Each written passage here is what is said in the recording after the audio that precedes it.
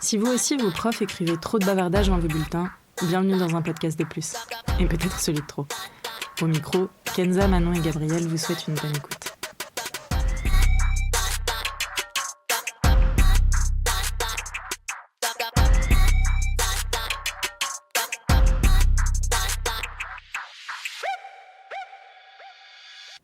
Salut tout le monde, aujourd'hui on vous retrouve pour une thématique qui tourne autour de la spiritualité et finalement aussi un peu de la mort. Pour commencer, on va vous donner une petite définition qu'on a pu trouver dans le Petit Robert au sujet de la spiritualité, pour qu'il n'y ait pas de malentendus ou de fausse interprétation. Alors, le nouveau Petit Robert nous définit la spiritualité comme suit. La spiritualité au sens philosophique représente ce qui est indépendant de la matière et donc caractérise ce qui est spirituel. C'est aussi un ensemble de croyances, des exercices qui concernent la vie spirituelle. La spiritualité caractérise la forme particulière que prennent ces croyances et ces pratiques. Tout ça pour dire que dans cet épisode on va parler de spiritualité, de ce que c'est pour nous la spiritualité, c'est très personnel, et je pense que c'est important de rappeler que la spiritualité n'est pas nécessairement reliée à la religion aussi. Ça peut être en lien mais ça peut être complètement indépendant. On peut être spirituel sans être religieux et inversement. Bah pour le coup, je me considère comme quelqu'un d'assez spirituel sur plusieurs aspects, et notamment la vision de la mort, mais je suis pas religieuse, enfin je suis athée, donc ça n'a rien à voir, pour moi, c'est mon avis, ça n'a rien à voir ensemble. Mais effectivement, ce sont mes croyances. Et donc, par exemple, moi j'aime me dire qu'il y a quelque chose après la mort. Je sais pas si c'est pour me rassurer ou pas, c'est probablement le cas. Qu'on parle de réincarnation, ou alors, bon c'est triste à dire, mais une mort subite, pour moi l'esprit il est encore là, tu vois. Pour moi, une mort subite, c'est de la bière. Évidemment. Merci Kenza. Non mais drôle.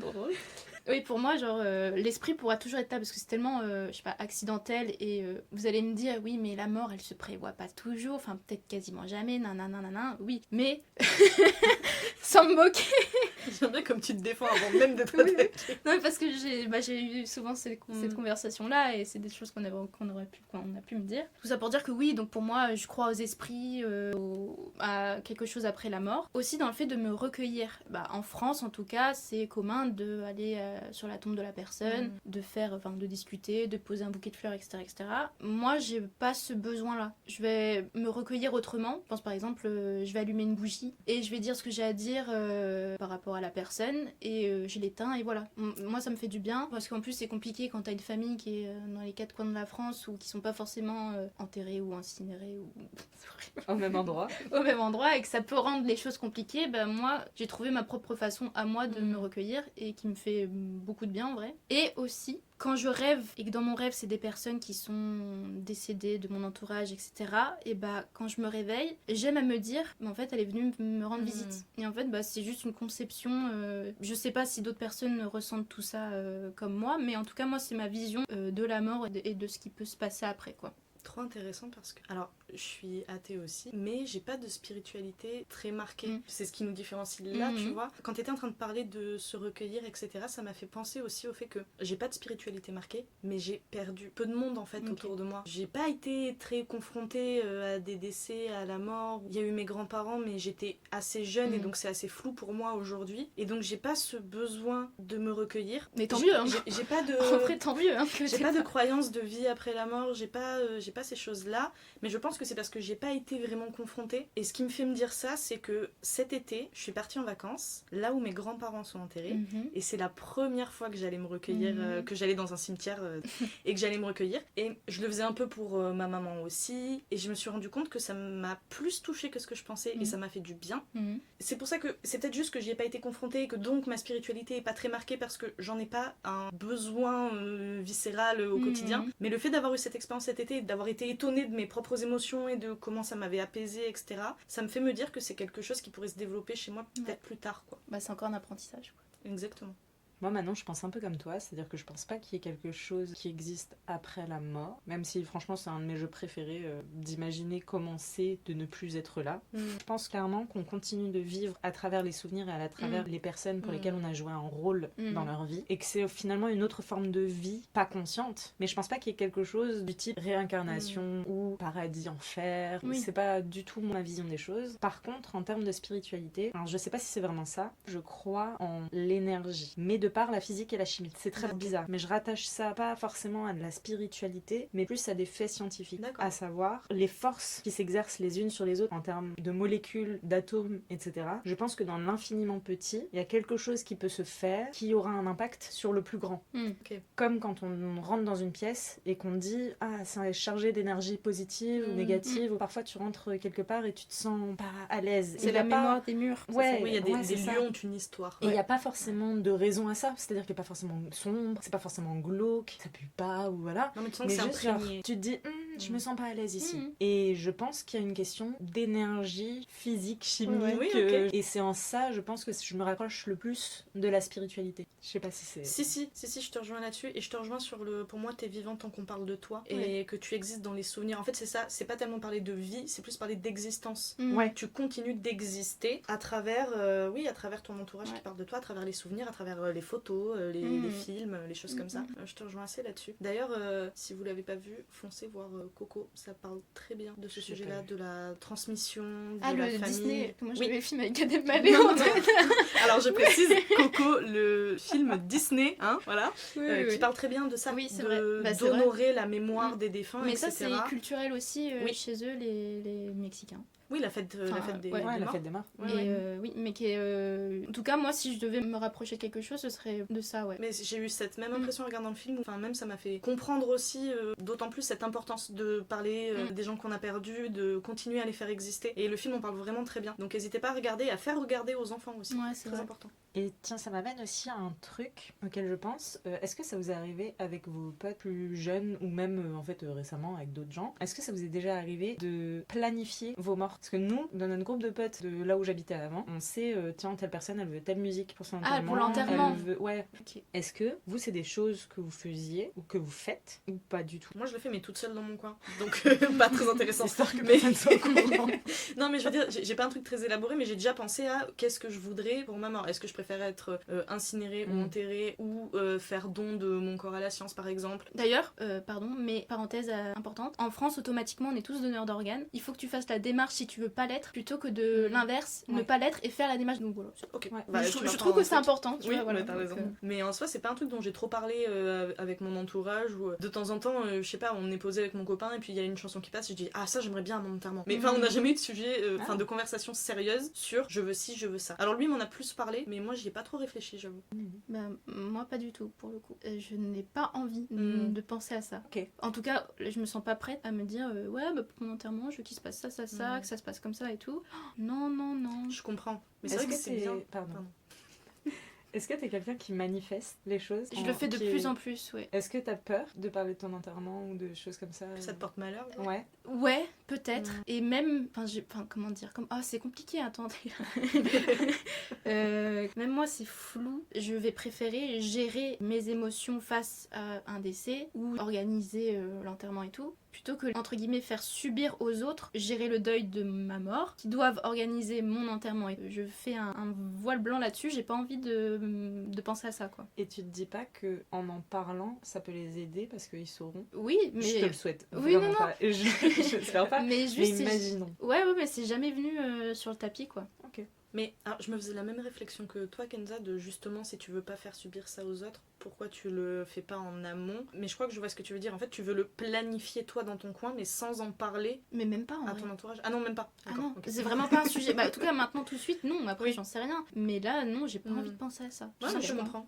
Je suis un peu comme toi, mais j'essaie de me faire violence et de me dire que quand même, ça serait bien que je le fasse, parce que justement, j'ai pas envie de laisser à mes parents, s'il m'arrive un truc, ou à mon frère et ma soeur, ou à mon copain, de devoir gérer tout ce que t'as pas envie de gérer quand t'es en deuil, quoi. Que ce soit le cercueil, la matière du truc, la musique. Enfin, t'as autre chose à faire quand t'es en plein deuil, quoi. Et vous voulez toutes être enterrées? Moi, je penche pour l'incinération et qu'on disperse mes cendres, même si c'est interdit. Moi, je m'en fiche un peu. J'ai fait les démarches pour donner mon corps à la science. Oui. Alors, le problème, c'est que les délais sont super courts, c'est-à-dire que quand tu meurs, faut vraiment faire vite. Et j'ai fait cette démarche-là, je me suis inscrite auprès de l'université ici. Et du coup, le reste, je m'en fiche un peu. C'est plus ton problème. Mais non, mais franchement, je suis plus là, Après, en fait, j'aimerais bien qu'un jour je puisse organiser tout de manière à ce que justement mes proches n'aient plus rien à faire. C'est-à-dire que je meurs, bon bah les choses s'enchaînent et que eux peuvent se concentrer sur le deuil et puis c'est tout quoi. Ouais. Mais du coup, j'ai envie de te demander, vu que t'as prévu de donner ton corps à la science, ce que je trouve super bien, parce que toi tu t'en fiches, t'es plus là, est-ce que t'as quand même prévu une idée de quelque chose pour tes proches, pour leur deuil à eux, parce qu'effectivement toi t'es plus là, mais il y a des gens qui vont vouloir honorer ta mémoire et faire leur deuil, et en donnant ton corps à la science, effectivement tu fais bien de le faire et c'est ton corps et c'est toi qui décides, mais ça peut être dur aussi pour l'entourage. Que je finisse en fosse commune, genre. Non mais ça peut être dur pour l'entourage cette décision là parce que eux auraient voulu te préserver pour eux et que ça reste dans les proches et la famille, et du coup est-ce que pour que ce soit plus simple pour eux t'as une idée déjà de quelque chose? Moi je suis pas du tout pour devoir payer pour avoir un emplacement quelque part pour mon corps, qu'il soit incinéré ou pas, je suis pas du tout pour. Je pense que la meilleure des choses serait que mon entourage sache qu'ils peuvent tout simplement se recueillir où ils veulent, quand ils veulent, pour penser à moi. Oui. Mais comme justement moi j'ai pas ce truc là de me dire il y a une vie après la mort ou les esprits, ou c'est difficile de dire bon venez à tel endroit et j'y serai et je vous écouterai, tu vois. Non, je suis pas là, mais si vous voulez me dire des trucs, dites. Mais tu peux aussi bien les écrire dans un carnet qui m'est destiné, tu vois, ou j'en sais rien. Mais oui, que chacun gère à sa manière, fait à sa manière. Mais juste qu'il n'y ait pas de problème d'administratif, de financement, de quoi que ce soit. Ça, j'aimerais bien qu'un jour j'arrive à gérer tout ça et qu'au moins il n'y ait plus ça à penser, quoi. Il y ait juste à telle personne est morte, enfin moi en l'occurrence, et qu'est-ce que je fais pour penser à elle, faire une activité, un truc, un machin. Je demande ça parce que pendant longtemps, du coup, je pensais comme toi, de toute façon, chacun fait son deuil à sa manière, mais je trouve ça bien d'avoir un lieu pour les gens qui ont besoin d'un lieu et qui était défini comme étant pour ça. Et ça veut pas forcément dire un cimetière, et c'est pour ça que moi je parle de cendres et de les disperser, et que ce soit un endroit, je sais pas, un endroit que j'aimais par exemple, et où du coup ce soit visuellement et physiquement possible de se recueillir à un endroit spécifique, tu vois, qui fait dire quelque chose. Parce que cet été, quand je suis allée pour la première fois à la tombe de mes grands-parents, je pensais que je m'en fichais, et ça m'a fait beaucoup plus de bien que ce que je pensais, d'avoir ce lieu-là qui leur était dédié, entre guillemets, et donc je me rends compte que je m'en fiche pas tant. Mais est-ce que t'as besoin d'un lieu où t'es vraiment, tu vois, ou est-ce que finalement t'en fous de disperser tes cendres à cet endroit-là, juste genre on sait que c'est un endroit qui te plaît, bon on y va en ton souvenir, tu vois. Oui, je vois ce que tu veux dire. Au final, pas forcément besoin de... Enfin, je sais pas. En vrai, je sais pas, parce que moi, c'est pas ce que je ressens, donc j'y vais à tâtons, là. Mais moi, je suis plus comme toi, mais je me dis que pour... Tu vois, de l'entourage, ça peut être nécessaire d'avoir un lieu dédié. De et se du dire coup, que tel endroit, c'est là où elle est. Soit ça, soit que ce soit structuré en fait, et qu'il n'y ait pas ce flou de je pense à elle où je veux, quand je veux. Enfin, bien sûr, mais le fait qu'il y ait un côté un peu rituel du recueillement, tu vois.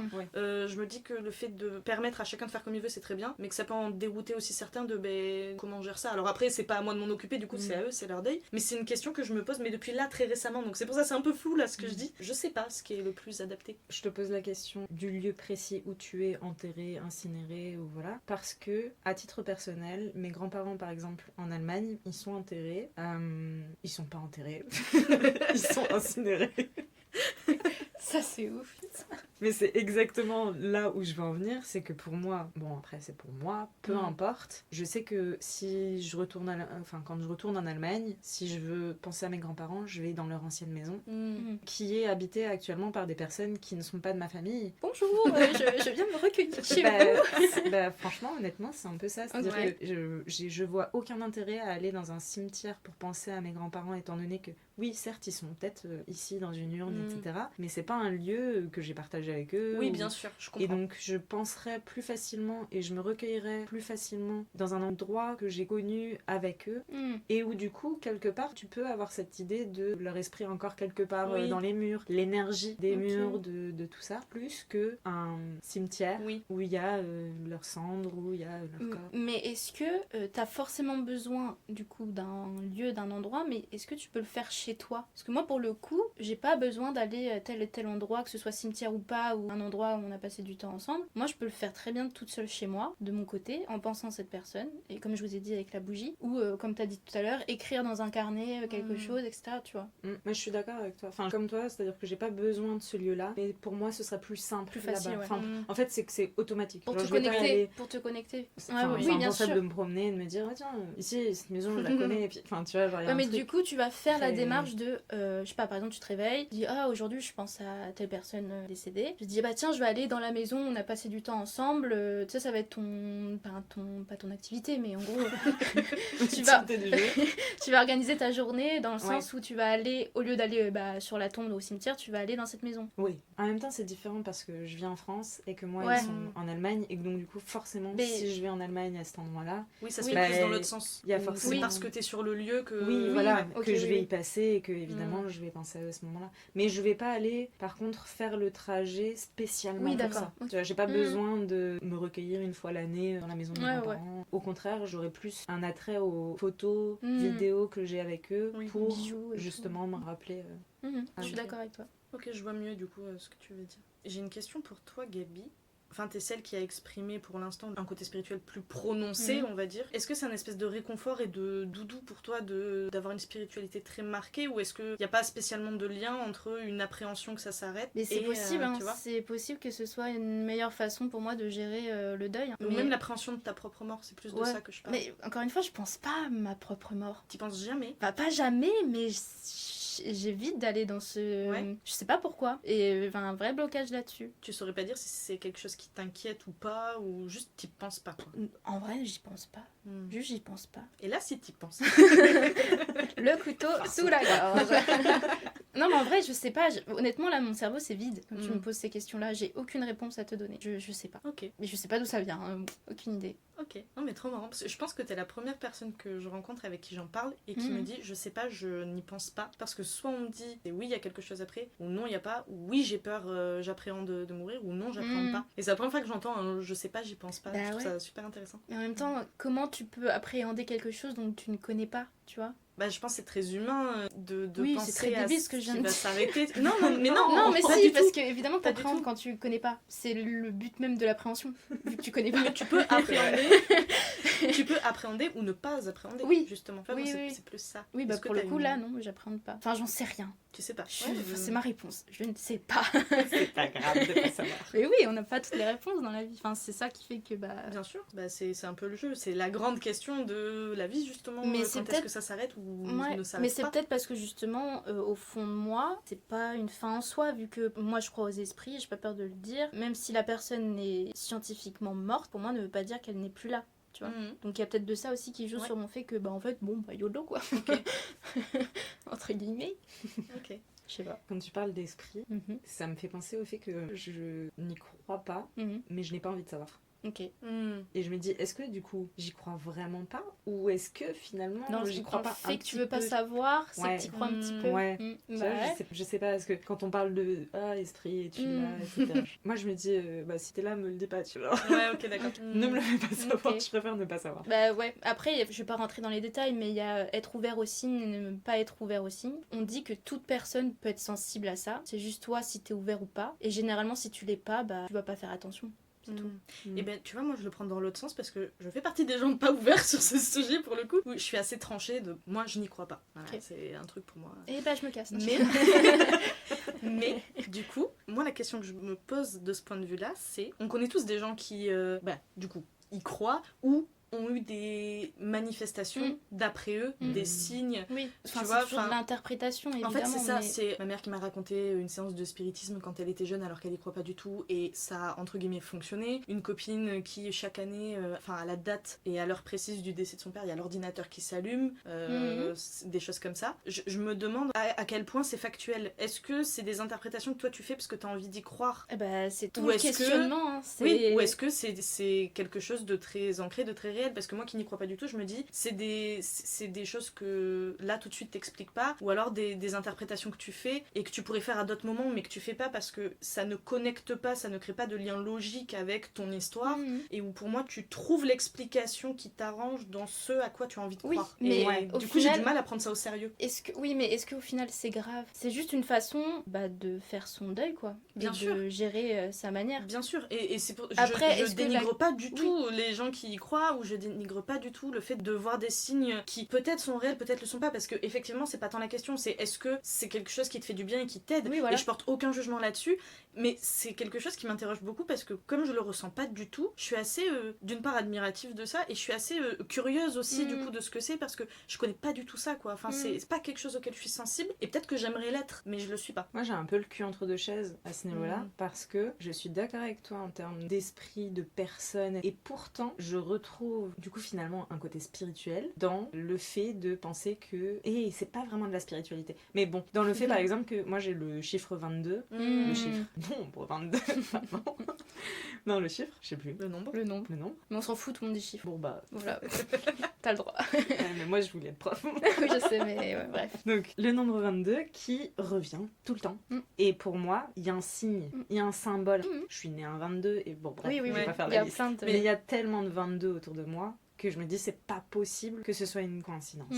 Impossible. Et là où moi quand tu me dis ça je vais me dire c'est juste qu'un jour t'as phasé sur un 22 ou t'as remarqué pourquoi celui-là plus qu'un autre je ne sais pas, mais t'as remarqué que ça revenait et donc dès que t'en vois un c'est amplifié parce que t'as déjà remarqué que ça revenait, donc ben forcément ça te marque l'esprit là où il y a peut-être d'autres coïncidences qui sont récurrentes mais que t'as pas capté et donc qui te restent pas en tête, tu vois. Et pour moi c'est un peu relié à l'histoire de en fait ça va toucher un peu à tout ce qui est superstition et croyance, mais on dort mal quand c'est la pleine lune par exemple. Moi c'est un truc que et je sais que vous m'embêtez trop avec ça parce que ça vous fait rire mais parce que c'est la physique. Mais pour moi tu vois il y a pas de tu dors mal parce que c'est la pleine lune. Je pense juste que quand tu dors mal et que c'est la pleine lune t'as ton explication. Ah mais oui c'était la pleine lune donc j'ai mal dormi, et donc tu le remarques et ça te reste en tête. Là où les autres soirs où tu dors mal et c'est pas la pleine lune, bah tu vas checker, ah non c'était pas la pleine lune, et tu vas oublier que cette nuit t'as mal dormi. Tu vois ce que je veux dire? Tu retiens les fois qui t'arrangent par rapport à tes croyances et c'est très humain. C'est ce en quoi moi en tout cas je crois. Ouais, mais tu vois, là, dans le mois qui s'est écoulé, j'ai toujours très bien dormi. Et là, ça fait 3 nuits où c'est la pleine lune,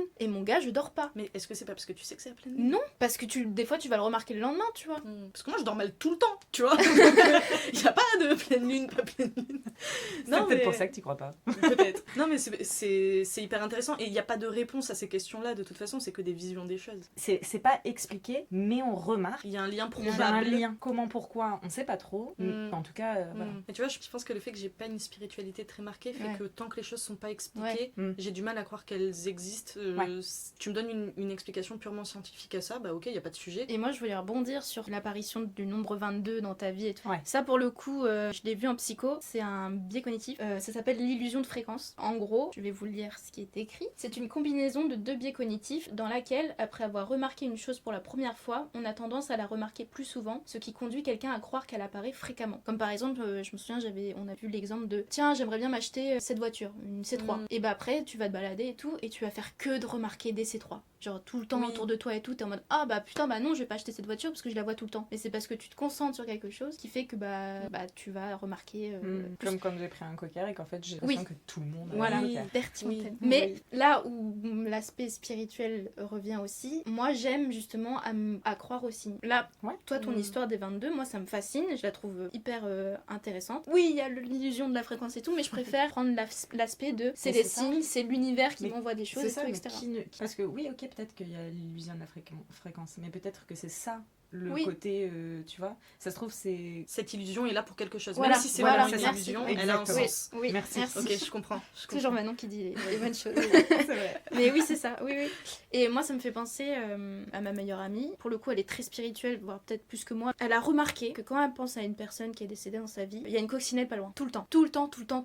Et au bout d'un moment, tu te dis, une coccinelle, toutes les saisons de l'année. C'est très spécifique. C'est très spécifique. Et les coccinelles, on n'en voit pas tout le temps, quoi. Surtout en ville et tout. Et pour le coup, moi, c'est un truc qui me parle beaucoup. Après, en fait, je pense que le fin mot de tout ça, au final, c'est un choix à faire, de croire, de ne pas croire. Est-ce que ça te fait du bien? Est-ce que ça t'aide?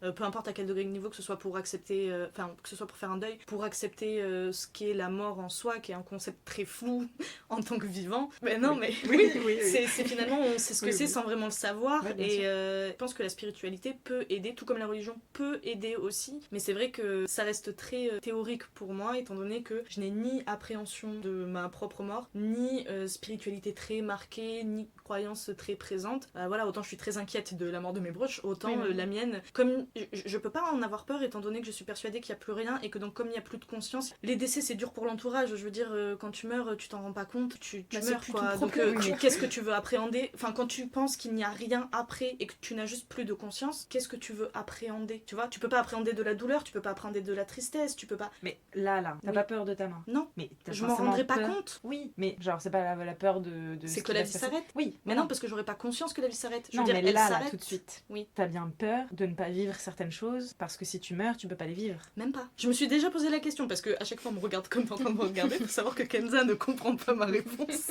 Moi, je comprends pas. Et du coup, dans ce cas-là, pourquoi vivre? Tu vois ce que je veux dire? C'est une excellente question parce qu'on est là. Hein, moi, personne m'a demandé. Hein. C'est bien vrai. Non, mais pour moi, genre, le but de la vie, c'est d'être en attente Alors, de ce que tu vas vivre. Moi, je suis très contente de vivre ce que je vis dans mon quotidien, des gens que j'ai rencontrés, des expériences que j'ai faites, etc. Mais si ça doit s'arrêter demain, ça me fait pas de peine particulière parce que je reste dans ce truc de j'aurais pas conscience que ça s'est arrêté. Donc, il y a pas de notion de regret dans ce que t'auras pas vécu puisque tu n'auras plus de conscience. Tu vois à ce moment-là. Oui. Mais maintenant, là, tout de suite.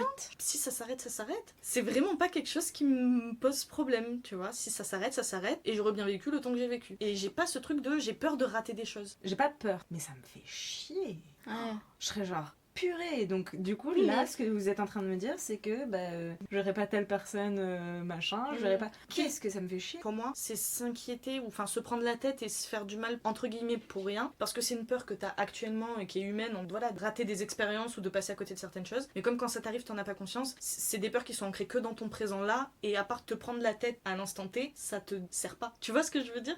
Si ça arrive, ça arrive. Et d'où l'importance de faire ce qu'on peut au quotidien pour passer de bonnes journées, pour être content de se lever et pour profiter. Parce que oui, ça peut s'arrêter n'importe quand. Et je pense que la meilleure manière de le vivre, c'est d'être ok avec ça et de savoir que bah oui, ça peut s'arrêter. C'est comme ça. Mais plus facile à dire pour soi que pour les autres. Bien sûr. Moi, ça me terrifie. Bien sûr. Parce que tu vois ce que tu dis sur ça te ferait pas chier de rater des trucs et tout. Bah du coup, non. Mais par contre, c'est des choses que je me dirais en perdant un proche de putain, ça me fait chier que telle personne soit partie à ce moment-là et pas vécu ça. Mais ça me ferait chier en tant que moi, personne proche qui fait mon deuil de cette personne-là. C'est pour ça que c'est une inquiétude que j'ai pas pour moi-même. Ok.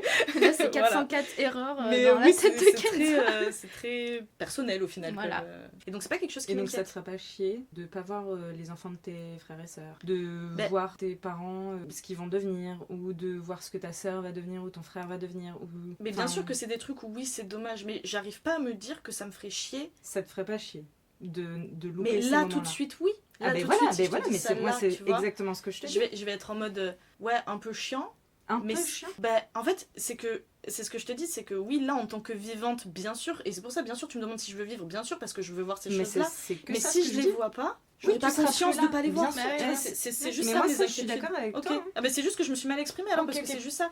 J'ai pas de crainte au quotidien, ou j'ai pas peur de ce que peut être la mort, ou j'ai pas de... Ça impacte pas ta vie au quotidien. Non. Mais le fait de mourir demain, ça pourrait te faire chier dans je vais pas voir telle personne grandir, telle personne machin, tel truc. Là en tant que vivante, mais bon bah si tu meurs, t'es pas là. Donc du coup dans tous les cas, ça peut pas te faire chier qu'une fois que t'es plus là. Ou c'est pas un truc qui me fait chier non plus à un degré de... C'est pas une pensée obsessionnelle, tu vois, genre là j'y pense parce qu'on en parle, sinon j'y pense jamais. Et donc zéro appréhension finalement de la mort, tu vois. C'est plus ce truc là. Mais parce que je pense que je me suis mal exprimée parce que c'est une conversation que j'avais eue avec ma mère qui elle appréhende pour le coup la mort en elle-même. Mais je pense que aussi c'est lié à l'âge aussi. Ouais. Et où du coup la conversation était très orientée sur la mort en soi. Là non, c'est plus ce que tu laisses derrière toi, tu vois. Et je comprends, ça fait forcément chier quand t'aimes ta vie de la laisser derrière toi, mais c'est pas une peur, c'est plus c'est chiant, mais c'est pas une appréhension. Mais finalement on a toutes les trois un peu le même avis là-dessus. Là où d'autres gens, justement pour en revenir à la question de la spiritualité, vont gérer ça de par leurs croyances, et c'est là où j'ai un respect immense pour les personnes croyantes, que ce soit de la spiritualité, de la religion, peu importe, de trouver un réconfort et une aide quotidienne là-dedans. Et je pense que c'est le rôle premier des croyances de toute façon, et que c'est ce que ça doit apporter du bon. Je suis d'accord. Et ça me fait penser à ma grand-mère qui, quand elle était petite, elle était dans une famille qui était athée, et à partir de 8 ans ans, si je me rappelle bien ce que ma mère m'a dit. À partir de 8 ans, elle a commencé à aller à l'église toute seule le dimanche. Et d'où lui est venue la foi, on ne sait pas. Et c'est pour ça que c'est quelque chose qui est vraiment très personnel, parce que pour le coup, il n'y a pas eu d'éducation religieuse. C'est elle, quoi. C'est elle, du haut de ses 8 ans, qui a ressenti quelque chose qui faisait qu'elle a commencé à aller à l'église tous les dimanches. Et je trouve ça super beau, d'autant plus que je suis athée, et pour le coup, on est une famille d'athées. Et donc, c'est des parcours qui me fascinent d'autant plus. Ouais. Quand il y a des changements comme ça, quand on est dans une famille religieuse et qu'on ne l'est plus, ou quand on est dans une famille qui ne l'est pas et qu'on le devient, c'est là où je capte le degré d'intime de ce que c'est finalement la croyance, quoi. Et le pouvoir que ça peut avoir. Et le pouvoir que ça a, et l'aide que ça peut apporter. Tout à fait. Eh bien, c'était un lourd sujet aujourd'hui. Si vous voulez rebondir dessus, si vous voulez nous écrire pour nous raconter votre spiritualité, ou si vous n'avez pas de spiritualité, ou l'aide que ça peut vous apporter, votre manière de gérer les deuils, des moments de réalisation que vous avez pu avoir, n'hésitez pas à nous écrire. Ça nous fait toujours un énorme plaisir de vous lire. Merci d'ailleurs beaucoup pour les retours qu'on a déjà avec les autres épisodes. Et puis en attendant la semaine prochaine, portez-vous bien et bisous.